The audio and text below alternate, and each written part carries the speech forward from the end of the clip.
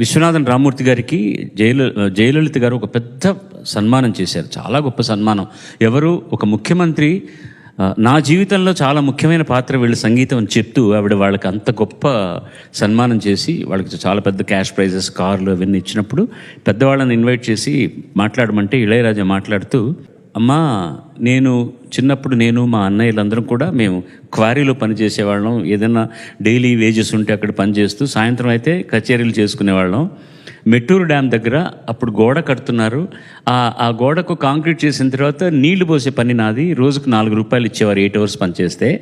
మేము అక్కడ ఆ పని చేస్తున్నప్పుడు మీరు షూటింగ్కి వస్తున్నారని తెలిసింది. మీరు షూటింగ్కి వస్తున్నారని తెలిసి మేమందరం పని వదిలిపెట్టి పరిగెత్తుకెళ్ళిపోయాం అనగానే ఆవిడ నవ్వింది ఒకసారి. అందరూ చప్పట్లు కొట్టారు. వాడు ఒక్క క్షణం ఆగి, మిమ్మల్ని చూడడానికి రాలేదమ్మా, ఎంఎస్ విశ్వనాథన్ గారి పాట మీరు యాక్ట్ చేస్తున్నారంటే పాట వినడం కోసం వచ్చానన్నాడు.